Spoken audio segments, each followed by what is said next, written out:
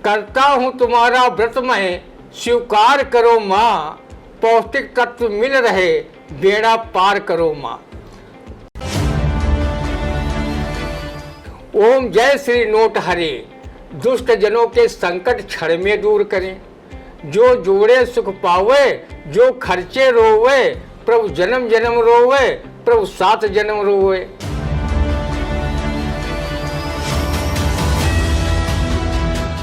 नमस्कार, स्वागत है आप सभी का आई इंडिया के खास कार्यक्रम रंदा में। खबरों पर रंदा चलाने के लिए आई इंडिया के स्टूडियो में मौजूद है कवि एवं वरिष्ठ पत्रकार एवं रंगकर्मी ज्ञान प्रकाश सिंह प्रतीक जी। तो प्रतीक जी, आपका बहुत बहुत स्वागत है आई इंडिया के स्टूडियो में।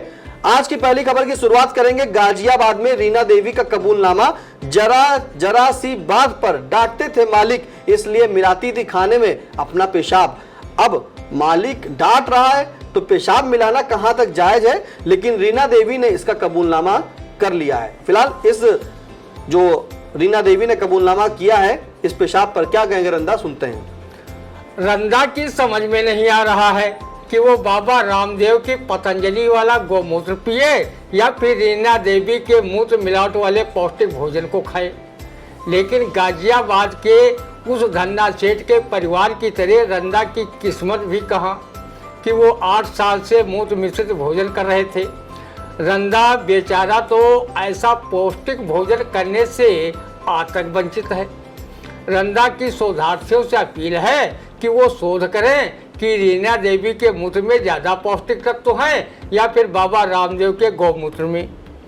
अगर कहीं उस धन्ना सेठ के परिवार की जगह रंदा होता तो उस पर खुलासे के बाद कार्रवाई के बजाय उल्टे धन्यवाद ज्ञापित करता कि उसने सोमूत्र जो खाने में मिलाकर खिलाया। धन्य है देवी माँ रीना जी, जो इतना अच्छा पौष्टिक तत्व गौमूत्र के स्थान पर प्रदान कर रही थी। रंदा उन्हें धन्यवाद के रूप में उनकी आरती इन पंक्तियों से उतारता है और व्रत भी रखता है। करता हूँ तुम्हारा व्रत मैं, स्वीकार करो माँ, पौष्टिक तत्व मिल रहे, बेड़ा पार करो माँ। माँ रीना चिमगुदड़ी, रंदा को पता नहीं मिलावट में क्या क्या चीज़ें खिला रहे हो और रंदा सरीखे लोग प्रेम से खा भी रहे हैं। अभी कुछ दिन पहले वेंकटेश मंदिर के लड्डू प्रसाद में सुअर, गाय की चर्बी और मछली का तेल खिलाने की बात की चर्चा अभी कम नहीं हुई थी कि रीना देवी के खाने में मूत्र पेशाब मिलाने का प्रकरण सुर्खियों में आ गया। सहारनपुर कोतवाली क्षेत्र में एक होटल के कारीगर ने थूक लगाकर रोटियां सेकी, जो पकड़ा गया। इसका वीडियो वायरल हुआ। वाह रे थुकैलो, तेरे रहमो करम से थूक भी क्या कमाल की चीज़ बन गई है। थूक तो पहले से ही इतना बिजी था कि उसे फुर्सत नहीं मिल रही थी, अब रोटियां बनाने के भी काम आने लगा। वैसे लोग थूक लगाकर नोट गिनने, डाक टिकट चिपकाने व पान पुड़िया खाकर थूकने के काम आता था और एक महत्वपूर्ण कार्य में काम आता है जिसकी चर्चा हम नहीं कर सकते, आप स्वयं समझ जाएंगे। रोटियों में थूक लगाकर दुनिया भर में देश की थुक्का पजट कराने वाले होटल कारीगरों, बाजाओ, तुम रोटियों में थूक मत लगाओ, अपना थूक अपने लिए मुबारक करो। रंदा ने कभी अपना थूक नहीं चाटा है तो तुम्हारा थूक रोटियों में कैसे खाएगा। अगर हाँ रंदा कोई नेता होता तो वो थूक को बार बार चाटता, क्योंकि किसी ने कहा भी है कि थूक थूक कर चाटना साहित्य में विभत्स रस माना जाता है, लेकिन राजनीति में इसे श्रृंगार रस मान लिया गया। बिल्कुल, थूक थूक कर चाटना साहित्य में विभत्स रस माना जाता है, लेकिन राजनीति में इसे श्रृंगार रस मान लिया गया है। फिलहाल जिस तरह से जब धन्ना सेठ मालिक ने डांटा तो उसके जो कर्मचारी थी रीना देवी, जो खाना बनाने का काम करती थी, वो 8 साल से लगातार अपने पेशाब से जो है उसकी मिलावट कर देती थी खाने में और अपने मालिक को खिला देती थी, सिर्फ नाराजगी के चलते। ये उसने कबूल किया है। फिलहाल अगली खबर, करवा चौथ व्रत रखने में सीतापुर के मर्द भी पीछे नहीं। ये बड़ी खबर है कि जहां महिलाएं तो व्रत रखती हैं लेकिन पुरुष व्रत रख रहे हैं, तो इस पर क्या कहेगा, सुनते हैं भाई रंदा। क्योंकि महिलाएं जब व्रत रखती हैं तो वो पत्नी की दीर्घायु के लिए, पति के दीर्घायु के लिए रखती हैं। अब पति ने रखा है तो भाई किस लिए रखा है, रंदा बताएगा। पति की दीर्घायु की कामना को लेकर सुहागिन महिलाओं द्वारा रखा जाने वाला करवा चौथ व्रत को बहुत से सीतापुर के मर्द भी रखते हैं। जब रंदा ने मर्दों द्वारा करवा चौथ व्रत रखने का कारण पता किया गया तो पता चला कि मर्द अलग अलग कारणों से करवा चौथ व्रत रखते हैं। बहुत से मर्द मथुरा वृंदावन के सखी संप्रदाय से जुड़े हैं। वो लोग भगवान श्री कृष्ण को पति मानकर सुहागिन महिलाओं की तरह ही करवा चौथ व्रत रखते हैं ताकि भगवान श्री कृष्ण का ये सौगान युगों युगों तक अजर अमर रहे। वो हर महीने रजस्वला होने का सॉन्ग भी रचते हैं और उनके लाल कपड़ा किए इधर उधर फेंकते रहते हैं गंदगी में।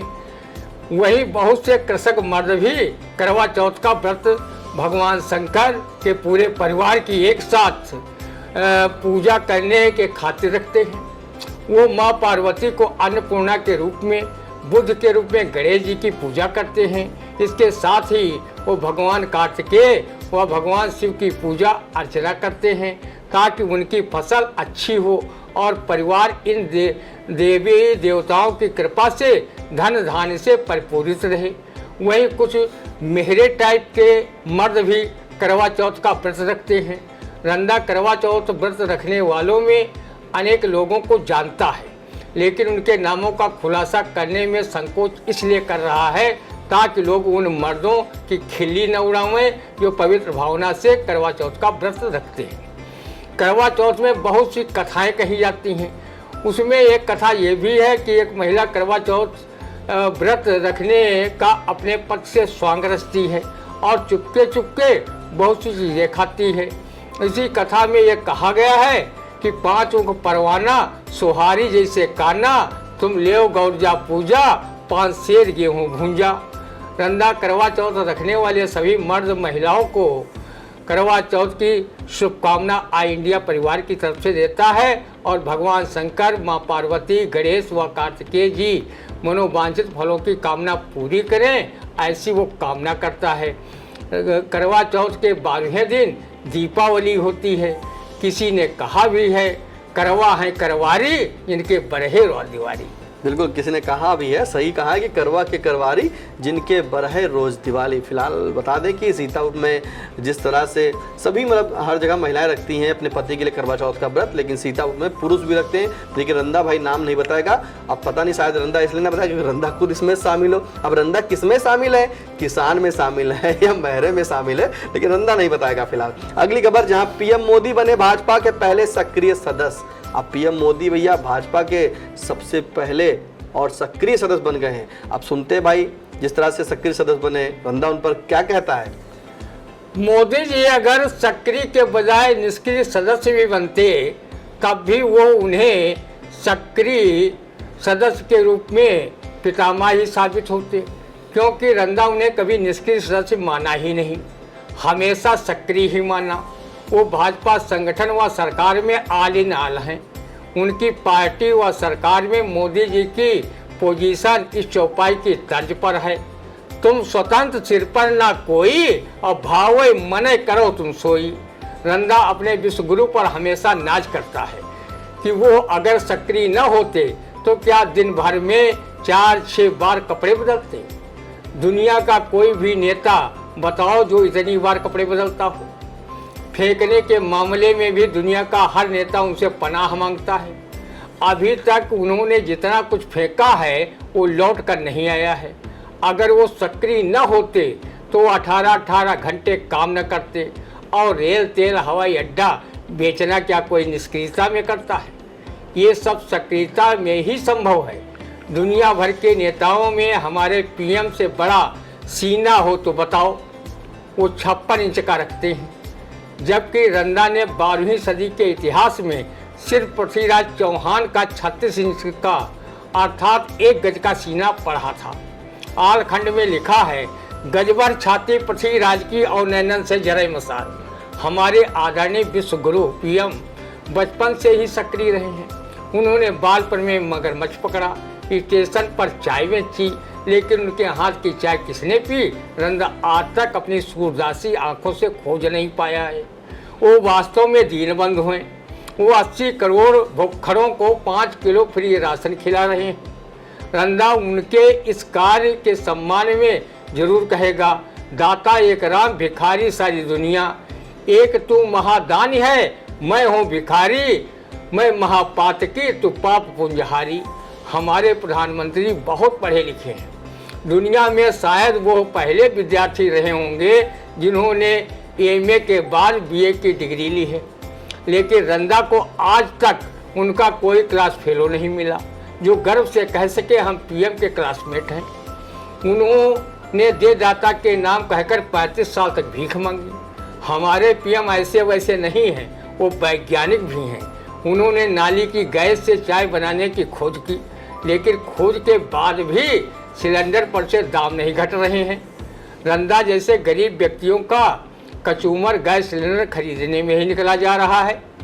रंधा प्रधानमंत्री के मुखारबिंद से जब ये सुना था कि मैं नॉन बायोलॉजिकल हूँ, तब से रंधा उन्हें मन ही मन परमात्मा मानकर ये आरती उनके सम्मान में रोज गाता है।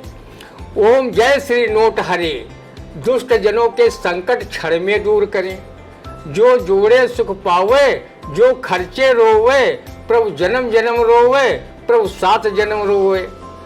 आप चुनाव में भाषण झाड़े, कपड़े बारंबार पहर उतारे, खाए विदेशों में जाकर मेवा, भक्त मिले हैं गोबर धरे, ओम जय जगदीश हरे। रंधा अपने प्रिय महोदय का सम्मान मशहूर शायर महफूज रहमानी की इस शेर से करता है। किसका डंका बज रहा ये जानता संसार है, किसका डंका बज रहा ये जानता संसार है, रोज उसी के नाम से छपता यहाँ अखबार है।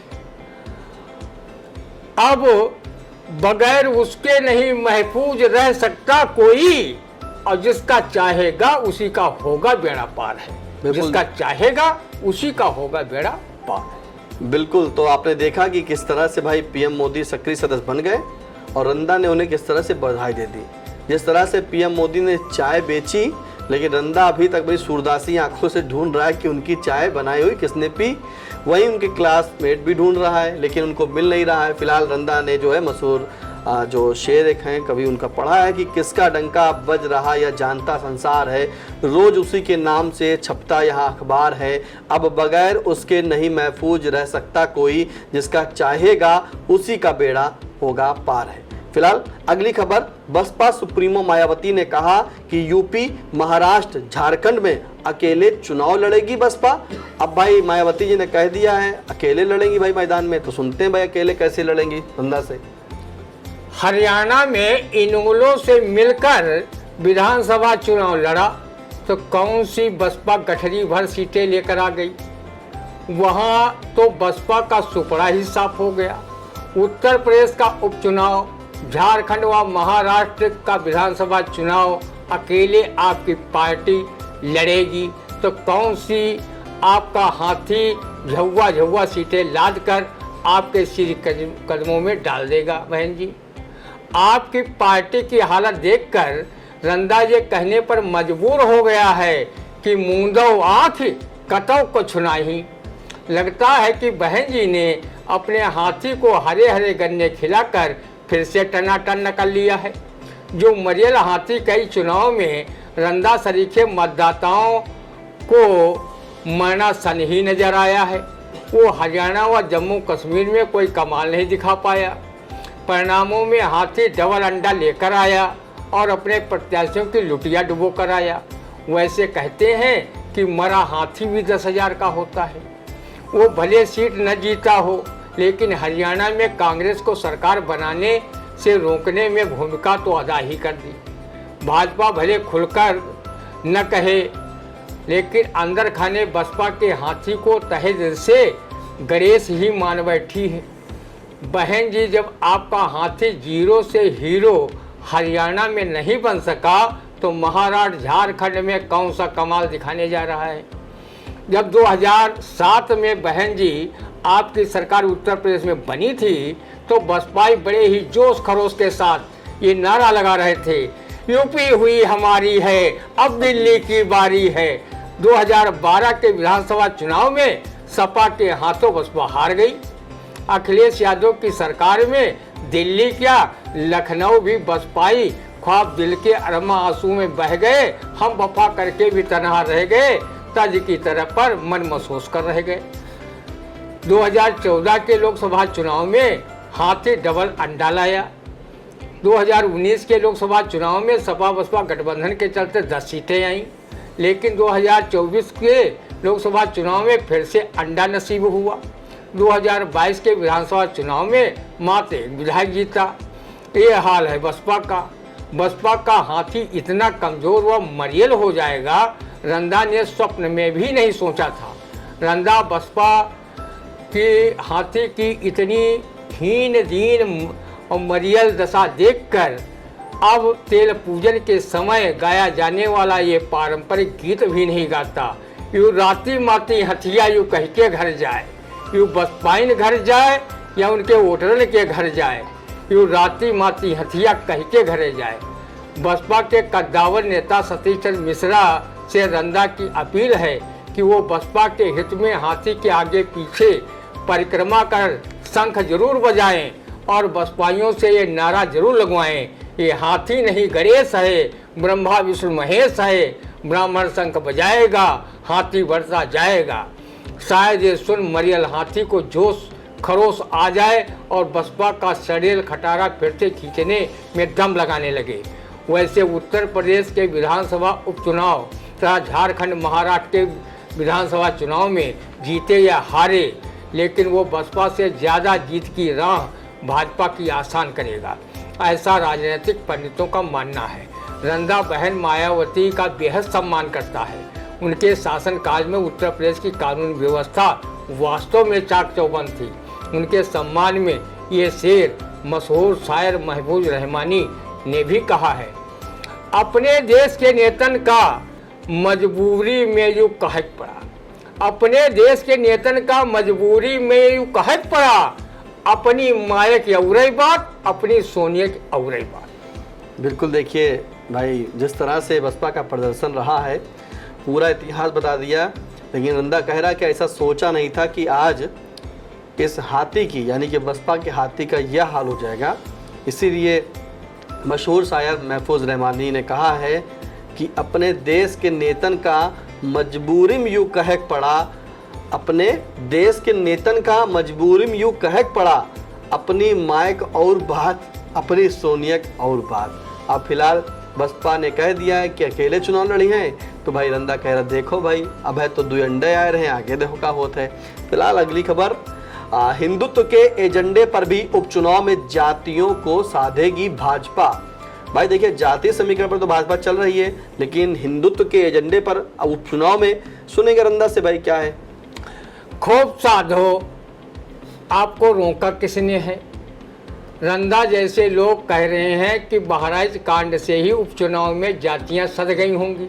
बिल्कुल, राम गोपाल जैसे 22 वर्षीय युवक की कुर्बानी तो सब भाजपा के पक्ष में ही साथ गई होंगी। 2 समुदाय विशेष के कथित दंगाइयों को पुलिसिया मुठभेड़ में गोलियां भी पैर पर मारी गईं। अभी हिंदुत्व की राजनीति न सधे तो क्या रंदा जैसे लोगों की और कुर्बानी से सधेगी। फूट डालो, राज करो, अंग्रेजों की नीति पर अगर किसी का अधिकार है तो वो भाजपा के पास है। धर्म और जात की राजनीति कौन कर रहा है, ये सूरदासी रंदा के साथ साथ पूरा देश देख रहा है।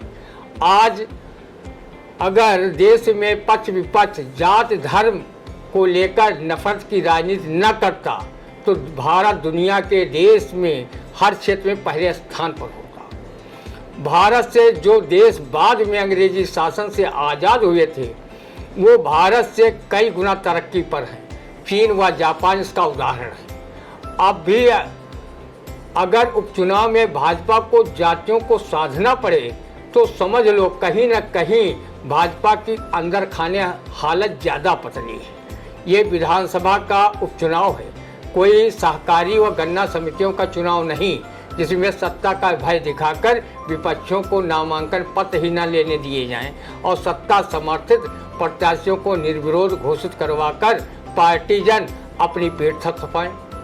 विधानसभा चुनाव में लाखों मतदाता अपने मताधिकार का प्रयोग करेंगे और वो पनघट की राह ऐसे ही आसान नहीं होने देंगे। आज़ादी के वर्षों बाद भी भुखमरी का सूचकांक दुनिया में 105वें स्थान पर है। यहाँ 80 करोड़ लोग 5 किलो फ्री राशन के लिए राशन दुकानों पर लाइन लगा रहे हैं। बेरोजगारी की दर 45 साल में सबसे ज़्यादा है। डॉलर के मुकाबले रुपया दिनों दिन गिरता जा रहा है। लेकिन चाहे सत्ता पक्ष हो और चाहे विपक्ष, सभी अपनी राजनीतिक रोटियां सेकने व सत्ता की कुर्सी तक पहुंचने के लिए धर्म व जात के नाम पर नफरत पैदा करने का काम कर रहे हैं, जो घोर निंदनीय है। उन्हें नागरिकों की मूलभूत समस्याएं ही नहीं दिखती। पांचवी चौथी अर्थव्यवस्था होने का फोकट में ढोल पीटा जा रहा है। सरकारी भ्रष्टाचार व गबन घोटाले रोज अखबारों की सुर्खियां बन रहे हैं। दंगों की भेंट गरीब व मध्यम परिवार के बच्चे चढ़ रहे हैं। नेताओं के लड़के अच्छी शिक्षा के लिए अच्छे शैक्षिक संस्थानों में पढ़ रहे हैं। दंगों में नेताओं के लड़के दिखाई नहीं देते हैं। उसमें सिर्फ गरीबों व मध्यम वर्गीय परिवारों के युवा होते हैं, जिन्हें धर्म की अफीम पिलाकर दंगों के लिए उकसाया जाता है। एक बार वरिष्ठ पत्रकार रवीश कुमार ने कहा था कि दंगे होते नहीं बल्कि कराए जाते हैं। रंदा की लोगों से अपील है कि वो अपने बच्चों को किसी दंगा फसाद के कामों में न जाने दें। बच्चों को अच्छी तालीम दें। नेताओं व तथाकथित उससे जुड़े संगठनों से उन्हें दूर रखें। एक दिन धर्म व जात के नाम पर चल रही सियासी दुकानें स्वयं बंद हो जाएंगी और देश तरक्की के पथ पर आगे बढ़ चलेगा। एक बार प्रसिद्ध शायर राहत इंदौरी ने भी कहा था, सीमा पर तनाव है, लगता है देश में कहीं चुनाव है, देश में कहीं चुनाव है। बिल्कुल सही कहा, सीमा पर तनाव है, लगता है देश में कहीं चुनाव है। बिल्कुल गंभीर बात है, सोचने वाली बात है कि किसी भी नेता का बच्चा जो होता है, यानी कि उनके बच्चे जो होते हैं, वो किसी भी दंगे में नहीं आपको दिखेंगे, कहीं हुड़दंग में नहीं दिखेंगे। वो अच्छी शिक्षा ले रहे हैं, अच्छे अच्छे संस्थानों में पढ़ रहे हैं। आखिरकार पिस कौन रहा है? मध्यम वर्गीय युवा। जिस तरह से बहराइच में बवाल के दौरान ये हत्या हुई है और इसमें एक मध्यम परिवार ने अपने बेटे को खो दिया, जिसकी भी कुछ माह पहले पिछले साल ही शादी हुई थी।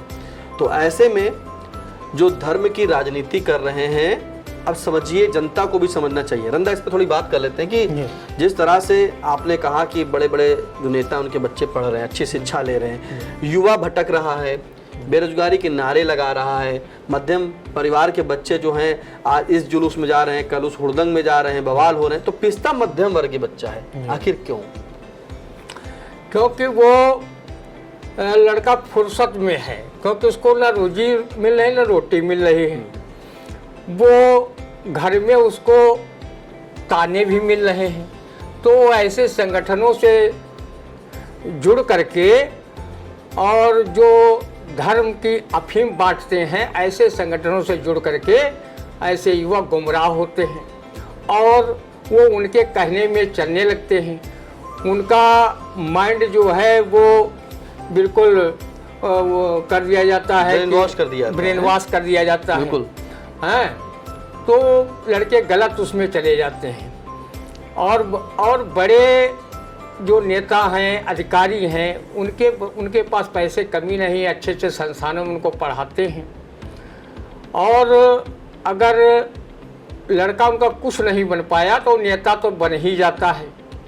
अगर उनके पिता या माँ सांसद हैं तो आगे वो विधायक बन ही जाएगा, ये सोच करके। लेकिन वो दंगे फसाद में अगुवाई नहीं, आगे नहीं जाते, वो उकसाते हैं ये लोग। इस पर भी बड़े ध्यान देने की जरूरत है। ध्यान देने की जरूरत है। फिलहाल सही कहा कि संगठन जिस तरह से आप एक बार विचार करिएगा। और हमने एक जगह पर लिखा भी था कि धर्म और जात का मत फैलाओ, प्रेम भाईचारे से बढ़कर नहीं देश का ताज चाहिए। अराजक तत्वों से जो दूषित नहीं अनैतिक राज चाहिए।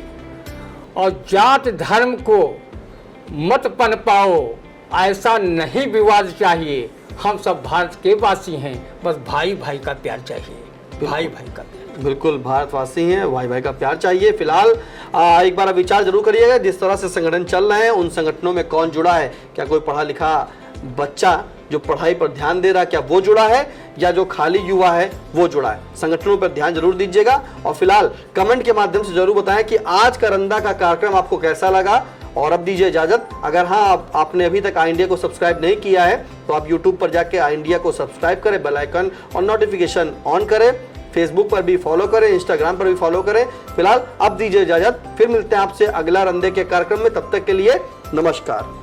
आई इंडिया की परफॉर्मेंस का रिपोर्ट कार्ड एनालिसिस रिपोर्ट में गढ़ा गया नया कीर्तिमान। 15 सितंबर से 12 अक्टूबर तक का हाल, 28 दिनों में 30 लाख व्यूज हुए पार, 1.25 लाख घंटे वॉचिंग का ग्राफ, 7500 बने नए सब्सक्राइबर्स, 1 लाख से ज्यादा दर्शक रोज देख रहे आई इंडिया, 5000 घंटे पहुंची डेली वॉचिंग। शुक्रिया हम पर भरोसा जताने का, संकल्प बेहतर से और बेहतर बनाने का। देखते रहिए आई इंडिया, खबर आपकी, नजर हमारी।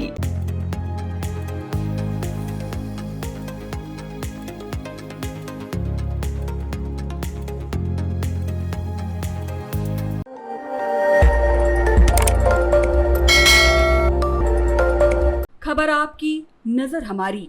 देखते रहिए आई इंडिया।